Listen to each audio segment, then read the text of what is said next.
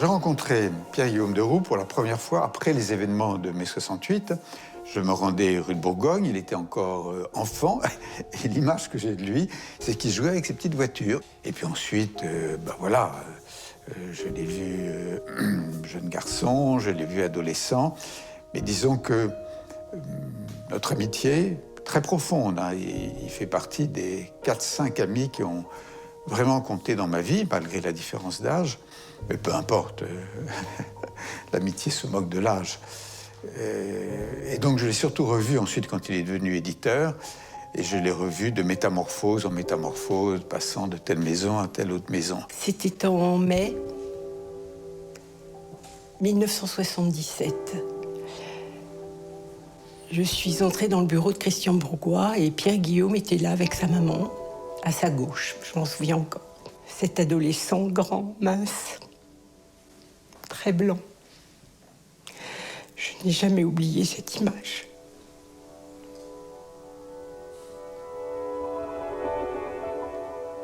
Notre première rencontre a eu lieu en 1984 pour le 7e donc, anniversaire de la mort de son père. Et à la fin de cette réunion, j'ai pris mon courage à deux mains et je suis allé le voir. Il venait de publier un article sur Conrad. Je l'avais lu et je lui en parle. Et là, lapsus terrible, je lui dis votre article sur Melville. Pierre-Guillaume, avec sa parfaite courtoisie, n'a pas relevé. Il y avait un ami commun qui était là. Il me dit, mais il ne te reste plus qu'à te faire seppuku. J'ai rencontré Pierre-Guillaume de Roux avant de le connaître. Et il m'a rencontré avant que je ne le connaisse. Parce que nous avions un ami commun.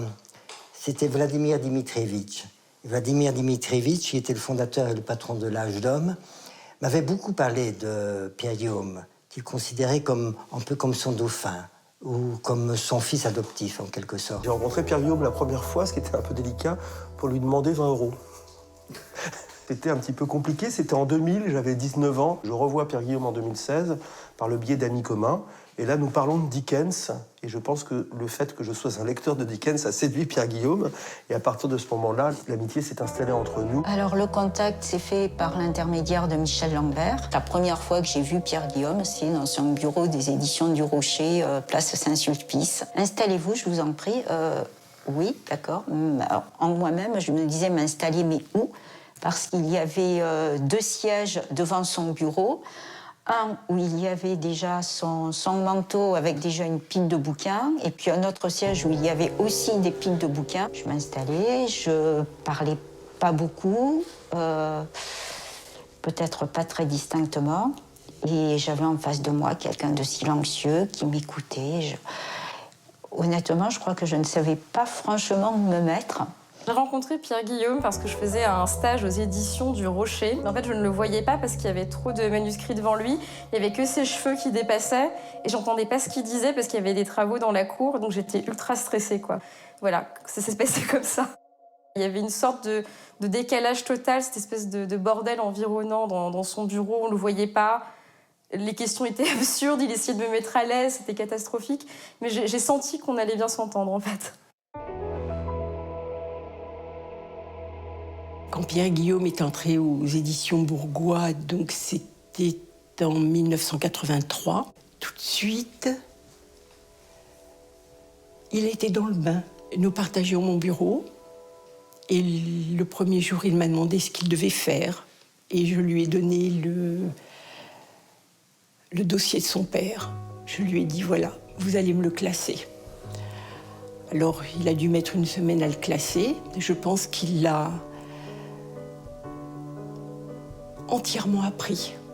C'est quelqu'un qui comprenait très vite Pierre-Guillaume. Tout de suite, Christian Bourgois lui a donné des manuscrits. Ça a été une belle année, ça l'a beaucoup aidé. Je pense que c'était en lui. Il est né dans l'édition et je n'aurais pas imaginé Pierre-Guillaume travailler ailleurs que dans l'édition. J'avais des responsabilités à France Culture et je cherchais un collaborateur. C'était un moment où Pierre-Guillaume de Roux n'avait pas de travail et je l'ai pris comme collaborateur. Donc, il m'aidait à faire des fiches sur tous les livres que je devais lire, il donnait des idées et tout s'est bien passé. Il n'était pas très à l'aise avec le milieu quand même très marqué dans un bord politique qui n'était pas le sien. À France Culture, mais j'avais en tout cas la totale liberté d'inviter qui je voulais. Et ça a été un collaborateur précieux. Et je dirais même que ça a encore fait grandir notre amitié, parce que c'était un collaborateur sur un pied de totale égalité. À France Culture, j'ai découvert effectivement la capacité extraordinaire, voire géniale, de lecteur de Pierre Guillaume. Il faut parler quand même du rapport de Pierre Guillaume à son père. Cette figure merveilleuse de Dominique de Roux aurait pu être pour Pierre Guillaume quelque chose d'écrasant. Et je pense qu'il était à la fois dans une fidélité très sûre pour son père et qu'il a défendu son œuvre, qu'il a édité d'ailleurs, y compris au Rocher ou dans sa maison d'édition. Et en même temps, Pierre Guillaume était un homme très singulier puisqu'il revenait aussi sur des refus de son père. Son père avait refusé Mauriac, avait refusé une certaine littérature classique, a été un homme de la rupture. Et peut-être Pierre Guillaume a retissé des liens avec une certaine grande littérature française classique. Il a toujours considéré qu'il lui revenait de reprendre le flambeau, de continuer l'aventure de son père, qui avait été brutalement interrompue. Et ce qu'il a fait, c'était pour lui une espèce de commandement. Il serait faux et réducteur de ne voir en Pierre Guillaume que le continuateur de Dominique comme éditeur. L'aventure de Pierre Guillaume est une démonstration que la fidélité doit être créatrice. Il y a chez lui des inflexions et des choses un sens qui n'appartiennent qu'à lui. L'Europe centrale et orientale, qu'il doit certainement à une grande figure tutélaire qui est Vladimir Dmitrievitch, le fondateur de l'édition de l'Âge d'Homme avec Dominique.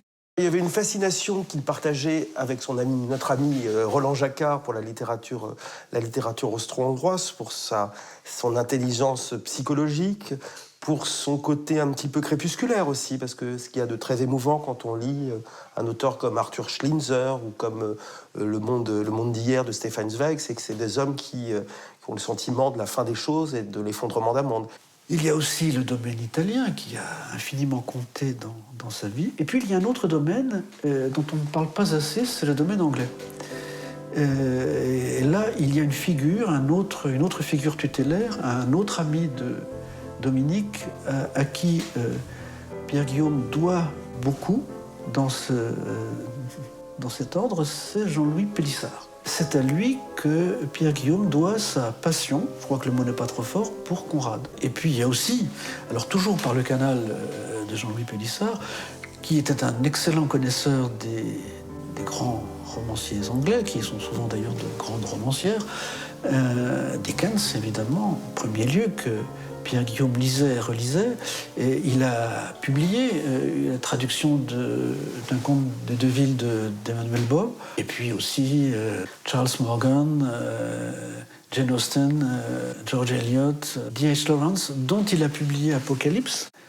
Mais il y a une figure qui est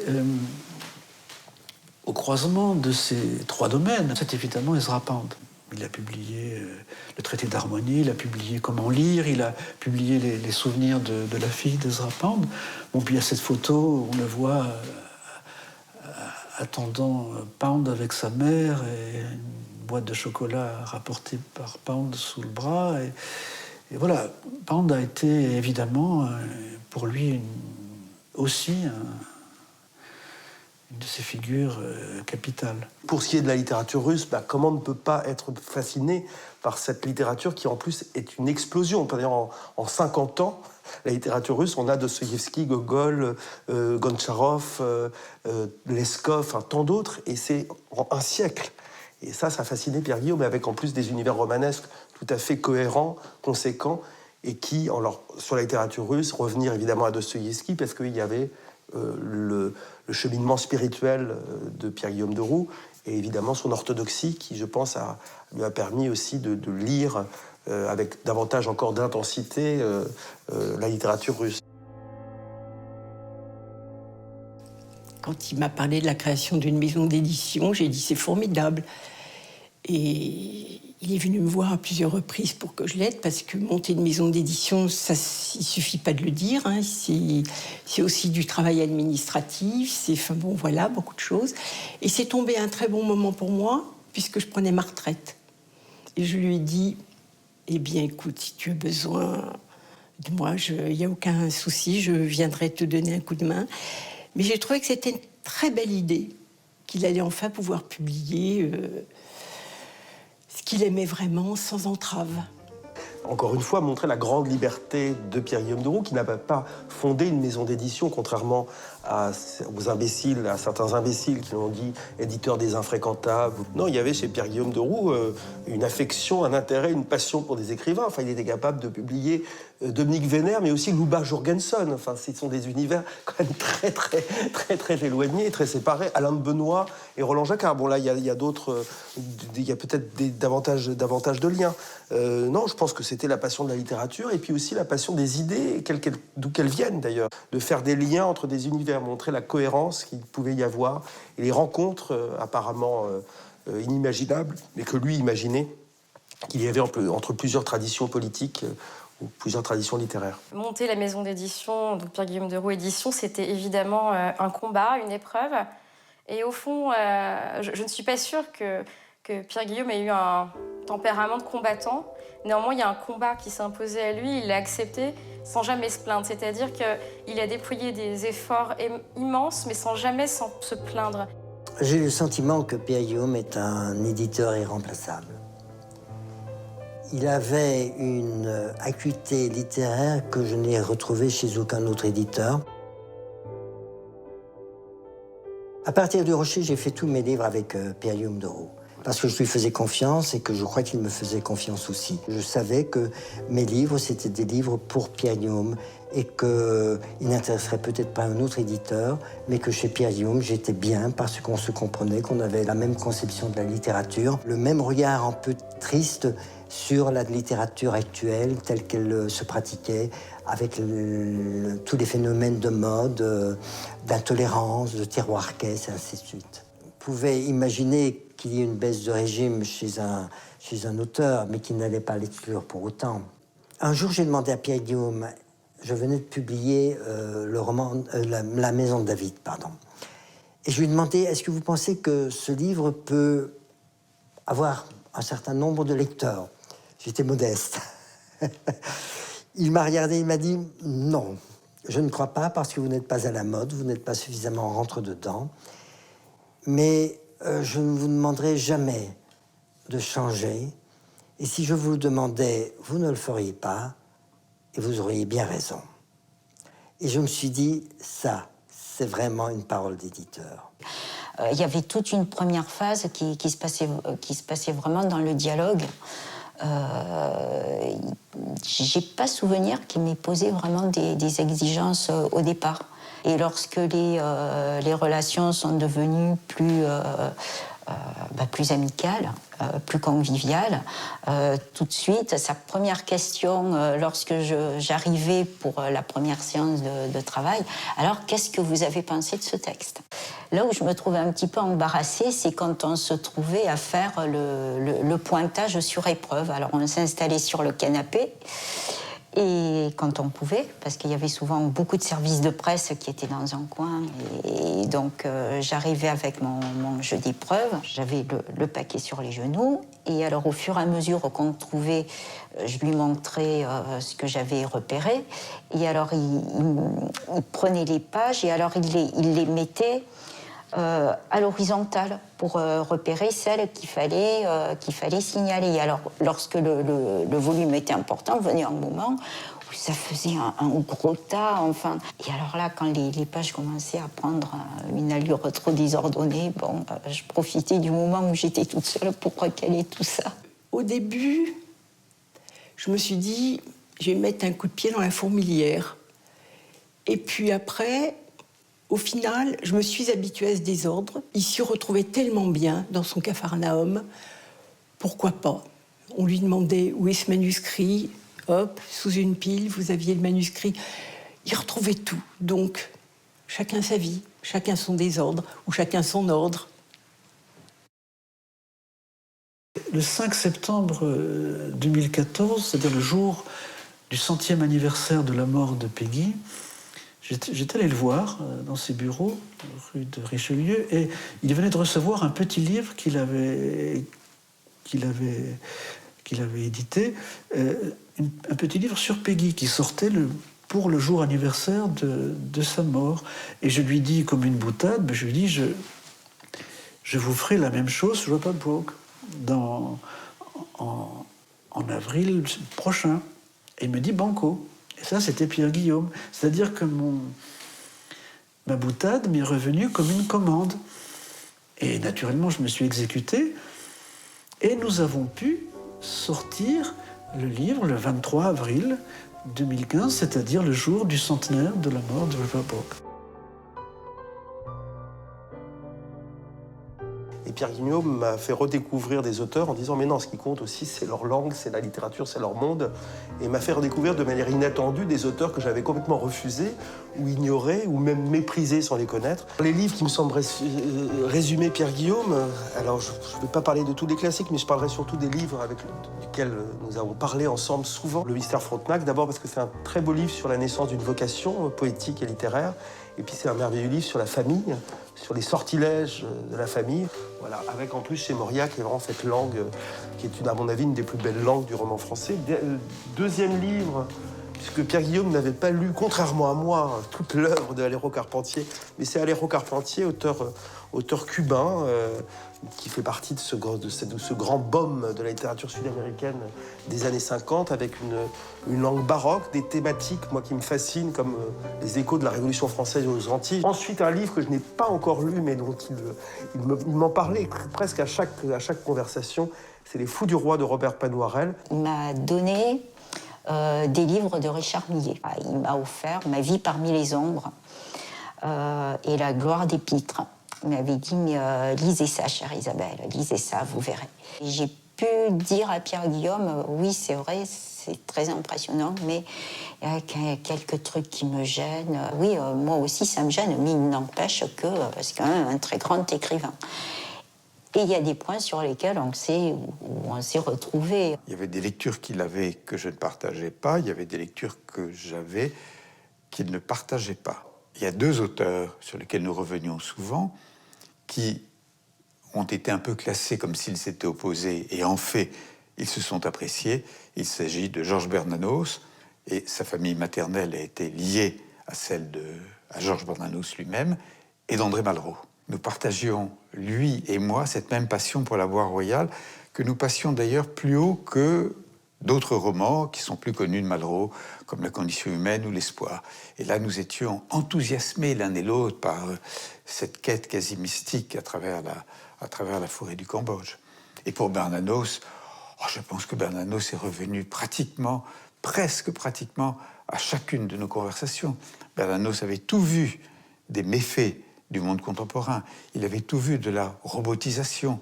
Il avait tout senti et tout vu. Oui, c'était deux des auteurs qui nous permettaient des communions profondes. Boris Pahor, Quand Ulysse revient à Trieste. Merci Pierre Guillaume de me l'avoir fait découvrir. J'ai eu la chance de rencontrer Boris Pahor aux éditions. J'ai trouvé cet homme absolument incroyable, malgré tout ce qu'il a vécu. C'est un grand Européen, mais surtout un grand homme de paix. C'est bien un livre qui... Mon Dieu. Peut-être, oui, Conrad. Revenir à Conrad encore. Encore une fois, peut-être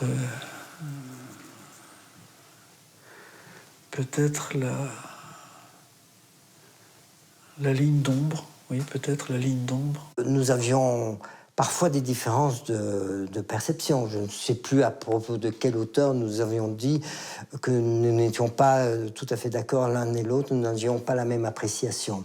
Mais nous avions quand même des auteurs que nous vénérions assez bien. Quelqu'un comme Alexandre Tishma, par exemple. Alexandre Tishma, qui est peut-être le plus grand écrivain serbe du siècle dernier. Et à propos duquel, lorsque Pierre-Guillaume de Roux était aux éditions du Rocher, il avait dans ses attributions également la collection Motifs, qui est une collection de poches de luxe, où on a réédité La jeune fille brune d'Alizée Entre-Tichemain. Il m'a demandé d'en faire la préface. Eh bien, c'est Le Grand Blondino. C'est Dahlström, l'auteur suédois, musicien. Pierre-Guillaume me faisait penser au Grand Blondino parce que peut-être qu'en d'autres temps et dans d'autres circonstances, il aurait été comme ça, en fait. Moi, je l'aurais bien vu, finalement, se faire passer pour académicien, devenir danseur de cabaret, tourner un film sans pellicule ni caméra. C'était une très bonne idée. Donc voilà, c'est un roman qu'en tout cas, on doit lire. En fait, oui, il aurait pu être le Grand Blondino. Pierre-Guillaume, c'est le Grand Blondino, que ce soit dit. Je n'ai su que très tardivement qu'il était malade. Pierre-Guillaume, c'était l'homme du secret. C'était un homme très secret. Et alors, il faut ajouter une de ses grandes qualités, que j'ai omis de dire jusqu'à présent, c'était un homme fidèle. Parce que les affinités électives, c'était vrai pour la littérature, pour le travail, les essais, mais aussi dans le lien amical, dans le rapport à la beauté, à la singularité. Voilà, on pourrait retenir l'idée de singularité avec Pierre-Guillaume. Pierre-Guillaume n'était pas un homme lassé. Dans son rapport à l'amitié, c'est que c'était vraiment un homme du face-à-face. Pour moi, c'est un héros de roman du 19e. Il a pu avoir des airs de dandy, une allure peut-être, la beauté, le côté esthète. Sauf que là, moi je suis assez Nietzschéenne là-dessus, peut-être l'était-il, c'est qu'en fait, quand on défend l'idée du beau, c'est qu'on protège aussi le vrai et le bien. À partir du moment où on est dans un culte de la laideur, on dynamite la vérité et le bien aussi. En ça, je crois que là, bon, s'il était dandy, eh bien tant mieux, c'est que c'est une excellente valeur d'être dandy en ce sens-là. Pour Pierre-Guillaume, comme pour moi, et comme aussi pour Vladimir Dmitrievitch, la principale qualité d'un écrivain et d'un éditeur aussi, c'est d'être authentique. À propos de Pierre-Guillaume de Roux, ont circulé certains clichés, notamment que c'était un homme de droite. Cette histoire de droite et de gauche, c'est idiot. Il était appelé le grand méchant mou. Non, en fait, il était grand physiquement. Bon, cela étant dit, les gens vivent dans des cavernes. C'est vrai qu'ils voient un grand, ah bah il est grand. Voilà. Donc ok, il était grand, d'accord, il était très grand. Mais il était vraiment pas méchant. D'ailleurs, je pense qu'il se méfiait pas assez de la méchanceté des autres parce qu'il n'était pas méchant lui-même. Et mou, quelle injustice quand on voit l'énergie qu'il a pu déployer. Alors, pour faire des choses peut-être que l'on ne comprend pas, en fait. C'est vrai qu'on n'a pas tous les mêmes préoccupations. Je crois que Pierre-Guillaume était quelqu'un d'extrêmement curieux, d'une part, tout l'intéressait, et que d'autre part, il était absolument contre toute idée de censure. Il n'était pas obsédé pour des raisons politiques par des auteurs. Et c'était de ce point de vue-là un homme sans, on va dire, on peut pas employer un terme un peu 68 heures, mais sans entrave en matière littéraire, et qui était d'une curiosité... y compris pour des univers romanesques éloignés de ses racines familiales, politiques, religieuses. Il pensait que tout texte, fût-il un peu délicat sur le plan moral ou sur le plan de l'idéologie, tout texte le méritait d'être publié. Surtout si ce texte était porté par une belle langue. Pierre-Guillaume était dans le sens guénonien, un traditionnaliste. Dans le sens le plus profond, dans le sens métaphysique. Il croyait vraiment profondément à une vérité spirituelle et humaine qui vient de très très loin. Et lui, élevé dans le catholicisme, il a trouvé que le catholicisme reniait en partie cette grande tradition, T majuscule, et c'est pour ça qu'il est allé vers l'orthodoxie. Il avait du style. Moi, je l'ai connu plutôt dans une excentricité, dans une folie au sens joyeux du terme. Il ne partageait en aucun cas ce qu'on appelle la droite, c'est-à-dire le système économique mondial qui est en train de détruire la planète et de détruire l'âme des humains. Il n'était pas du tout de ce côté-là. Il n'était pas du tout du côté de la bourgeoisie d'argent. Malgré l'image qu'on fait de lui, il était inclassable. C'était en fait un passionné, Pierre-Guillaume. S'il fallait résumer l'homme, je dirais que c'était un passionné, c'était un grand croyant. Et dans le troupeau du grand croyant, on ne peut exclure personne. Donc, il publiait des gens qui, je ne sais pas s'il était en accord avec eux ou pas, mais dont il admirait et l'audace et l'écriture. Un mot pour qualifier Pierre-Guillaume. très difficile, mais je dirais élégance. Élégance de posture, élégance morale, élégance vestimentaire. J'aime bien ce mot élégance parce qu'il y a à la fois la discrétion, une espèce de souplesse aussi, je dirais, dans toute sa personne. C'est un mot qui est complètement à l'opposé du mathuisme. Et il était vraiment à l'opposé du mathuisme à tout niveau, quoi. Et comme c'est ce qui domine à l'heure actuelle, je trouve que l'élégance lui va bien. Je ne peux pas enfermer Pierre-Guillaume dans un mot, donc je me donne le droit d'en donner deux, qui souvent d'ailleurs ne cohabitent pas. Culture et courage. Et lui, c'est extraordinaire, était arrivé à faire de ces deux mots un seul. Voilà. Donc s'il fallait en résumer un seul, ce serait, maintenant je vais inventer un mot valise, culture-courage. Le mot qui caractérise Pierre-Guillaume, encore une fois, c'est le mot piété, je crois, mais pris au sens latin et je dirais pris au sens médiéval. Et il y avait chez lui quelque chose de, j'allais dire de la table ronde, mais pas de la table ronde de la maison d'édition, de la table ronde, des chevaliers de la table ronde, c'est-à-dire quelque chose, d'abord la parole, et qu'il n'y a pas de cité humaine respirable sans que la parole soit sacrée. Donc chez lui, c'était tout à fait capital. Et donc la parole qu'il avait donnée à son père, au fond. Un être étrange. Ces silences,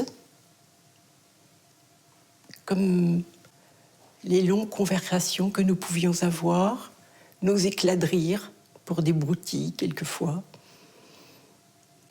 On était capable de partir dans des fous rires, dans des délires surtout littéraires ou autres. C'était quelqu'un qui adorait éclater de rire. Mais malgré tout, je garde en moi un être étrange. Un mot pour définir Pierre-Guillaume, ce serait compliqué, parce qu'il y a beaucoup de mots qui me viennent à l'esprit. Je dirais obstination, parce que Pierre-Guillaume ne lâchait rien. Et j'aime bien cette formule de Peggy, il faut travailler dans les misères actuelles. Et lui, il a travaillé dans les misères actuelles, avec tant de courage et tant d'obstination. Donc d'abord obstination, mais aussi évidemment fraternité, puisque alors, ce terme a été un petit peu vulgarisé ou rendu parfois haïssable par la devise républicaine. Mais chez Pierre-Guillaume, la fraternité, l'amitié était quelque chose qui comptait. Il était très fidèle et on sentait avec lui, c'est une des personnes, quand je dînais ou que je prenais un verre avec lui, où je me sentais en confiance. Je sentais qu'il n'y avait pas ce mensonge social où on doit faire attention à ce qu'on dit, à la manière dont on se tient. Alors même s'il fallait bien se tenir avec Pierre-Guillaume, mais de toute façon la chose était évidente. On avait envie de se redresser quand on voyait Pierre-Guillaume de Roux. Voilà, donc voilà ces deux mots, obstination, fidélité, et puis un sens merveilleux de l'amitié. Je dirais que Pierre-Guillaume était un homme passionné et que cette passion est fédérée à la fois la multiplicité de l'homme, toutes ses passions, et sa complexité. Pierre-Guillaume, c'est disparition. De son vivant, Pierre-Guillaume disparaissait souvent. Et c'est une chose qu'il a pu me transmettre, c'est apprendre à disparaître. Et parfois, il est nécessaire de disparaître. Le problème, c'est que là, Pierre-Guillaume a un peu trop disparu. Il a poussé l'art de la disparition trop loin. Ça nous a laissé un peu perplexes. Mais disparition.